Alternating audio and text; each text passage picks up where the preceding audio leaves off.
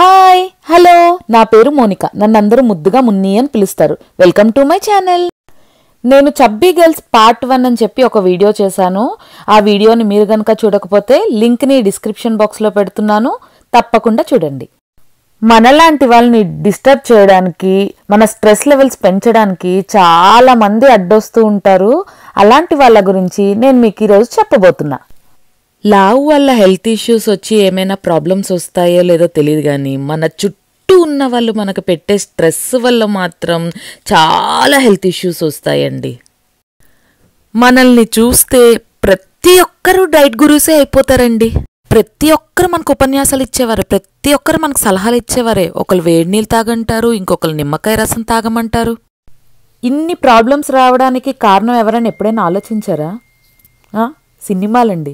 సినిమాలు చూసి జనాలు చెడిపోతున్నారు. అసలు ప్రతి సినిమాలో హీరోయిన్ ఉంటుందో లేదో తెలియదు, కానీ హీరోయిన్ ఉన్న ప్రతి సినిమాలో హీరోయిన్ పక్కన కొంచెం లావుగా బొద్దుగా హీరో ఎక్కిరించడానికి ఒక ఫ్రెండ్ని మాత్రం ఉంచుతారండి. ఈ టీవీల్లో వాటిల్లో జనరల్గా tips, chubby girls dressing style అది ఇది అని చెప్పి, బ్లాక్ వేసుకుంటే మీరు చాలా స్లిమ్గా టాల్గా కనిపిస్తారని చెప్పి ఓవరాల్గా నా ఫేవరెట్ కలర్నే బ్లాక్ చేస్తారండి. ఎందుకు? బ్లాక్లో మనం చాలా స్లిమ్గా ఉంటామంట. అది సెల్ఫ్ సాటిస్ఫాక్షనో చూసే వాళ్ళ సాటిస్ఫాక్షనో నాకైతే తెలియదు, కానీ ఫైనల్గా నా ఫేవరెట్ కలర్ మాత్రం బ్లాక్ అయిపోయిందండి. నా వార్డ్రోబ్లో 3/4 బట్టలన్నీ బ్లాక్లోనే ఉన్నాయి. ఇప్పుడు మనకన్నా బాగా సన్నంగా ఉన్న వాళ్ళు మన దగ్గరికి వచ్చి, నేను చాలా లావ్ అయిపోయాను కదా, నేను 2 kgs పెరిగాను, ఎలా కనిపిస్తున్నానో చూడు చూడు చూడు అని అడుగుతారు కదా. అప్పుడు నాకు సరసర సరసర కాలిపోతుంది, గుద్దేయాలనిపిస్తుంది అసలు. ఇంకా ఒక జనరేషన్ సీనియర్స్ ఉంటారండి, అమ్మమ్మలు నానమ్మలు తాతయ్యలు ఉంటారు కదా, వాళ్ళు నువ్వు ఈ వయసులోనే ఇలా ఉంటే ఇంకా మా వయసుకు వస్తే అసలు ఎలా ఉంటావే అని అడుగుతారు. మీ వయసుకు వచ్చినప్పుడు నేను చూసుకుంటాను కదా, నన్ను ఈ వయసులో సుఖంగా ఉండిస్తే ఆ వయసులో కూడా నేను సుఖంగానే ఉంటాను అని చెప్పాలనిపిస్తుంది. కానీ పెద్దవాళ్ళు కదా, ఏమనను. ఎందుకు అంతమందితో మనం మాటలు పడ్డం? కొంచెం హెల్త్ మీద కాన్సన్ట్రేట్ చేసి మంచిగా ఎక్సర్సైజ్లు అవి చేసి కొంచెం వెయిట్ తగ్గానండి. చాలా రోజుల తర్వాత నన్ను చూసిన వాళ్ళందరూ, అయ్యో ఏంటి అలా అయిపోయావు, ఏమైనా హెల్త్ ఇష్యూస్ ఉన్నాయా, ఏమైనా థైరాయిడ్ ప్రాబ్లం ఏమైనా వచ్చిందేమో, ఒకసారి డాక్టర్ చెక్ చేయించుకున్నావా అని అడిగారు. నాకప్పుడు చిత్తకు కుట్టేయాలనిపించిందండి. నాకు నా పార్ట్ 1 వీడియో చూసి చాలామంది ఫ్రెండ్స్ నాకు మెసేజ్ చేశారు. ఏంటంటే, మున్ని ప్రాబ్లమ్స్ అన్నీ ఓన్లీ చబ్బీగా ఉన్న అమ్మాయిలకి మాత్రమే కాదు, లావుగా ఉన్న ప్రాబ్లమే, పొడుగ్గా ఉన్న ప్రాబ్లమే, పొట్టిగా ఉన్న ప్రాబ్లమే, తెల్లగా ఉన్న ప్రాబ్లమే, నల్లగా ఉన్న ప్రాబ్లమే. అందరూ ఒకేలా ఉండడానికి మనం ఏమన్నా ఫ్యాక్టరీలో తయారై వచ్చిన బొమ్మలమా? ఫ్యాక్టరీలో అయితే వాడు అలా మ్యానుఫ్యాక్చర్ చేస్తాడు, అలా వచ్చి అన్నీ ఒకలానే ఉంటాయి. మనల్ని దేవుడు కదా మ్యానుఫ్యాక్చర్ చేస్తాడు, ఆయన్నే అడగాలి. నా స్కూల్ లైఫ్లో ఫేస్ చేసినవన్నీ పార్ట్ 1లో చెప్పాను కదా. ఇప్పుడు కాలేజ్కి వెళ్ళాలంటే మాది వేరే ఊరు వెళ్ళాలి, ఆటోలో వెళ్ళాలి. సో ఆ షేర్ ఆటోలు, ఆ జనాలు అవి అబ్బబ్బబ్బ మన వల్ల కాదని చెప్పి కాలేజ్ బస్ ఫీజు ఎక్కువైనా కాలేజ్ బస్లోనే వెళ్ళాల్సి వచ్చేదండి. ఒకరోజు నేను ఫ్రెండ్స్ అందరితో కలిపి రెస్టారెంట్కి వెళ్ళానండి. అక్కడ నూడిల్స్ ఆర్డర్ ఇచ్చా. నా పక్కనకు వచ్చిన వాళ్ళు, ఇది నూడిల్స్ తింటేనే ఇలా అయిపోతుందేమో, జంక్ ఫుడ్స్ తగ్గించి కొంచెం హెల్దీ తింటే బాగున్నేమో అని అన్నారు.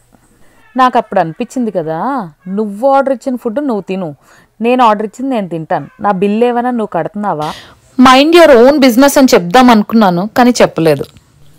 ఇంకొకసారి రెస్టారెంట్కి వెళ్ళా. Last time junk food order ఇస్తే అలా అన్నారు కదా, ఈసారి కొంచెం మంచి హెల్దీ ఫుడ్ ఆర్డర్ ఇద్దామని సలాడ్ ఆర్డర్ ఇచ్చా. పక్క వాళ్ళు, ఇది సలాడ్లు తింటేనే ఇలా ఉంటే ఇంకా జంక్ ఫుడ్స్ తింటే ఇంకెలా ఉంటుందో అంటే, మీ ఉద్దేశం ఏంటి?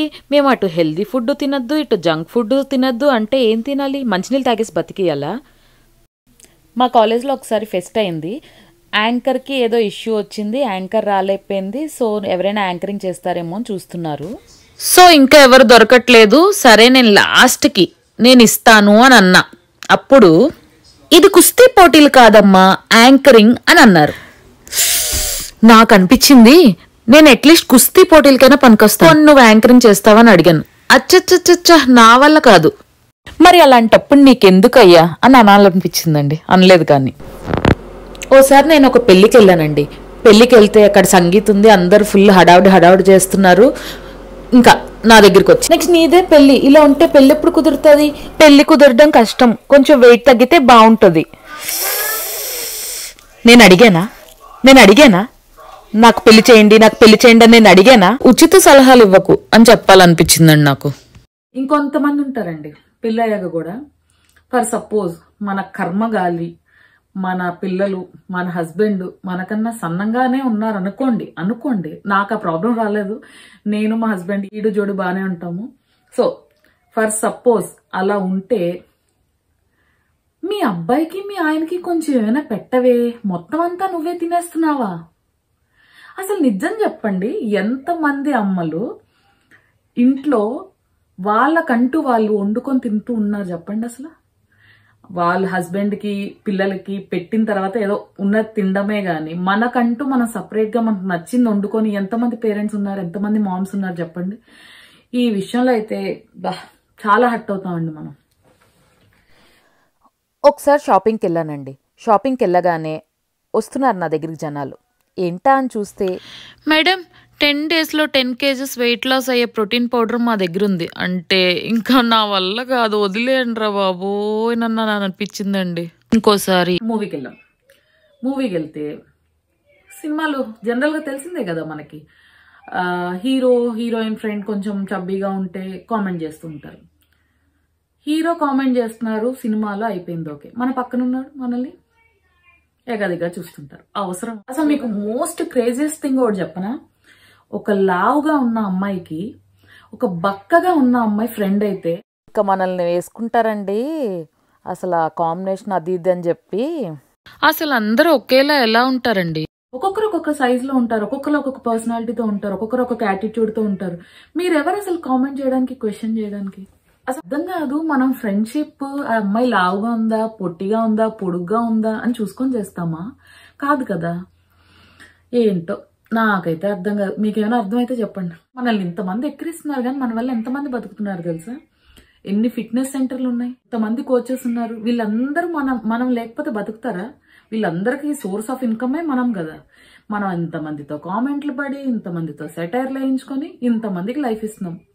ఇలా కూడా పాజిటివ్గా ఆలోచించచ్చని నాకు ఆ రోజు అర్థమైంది.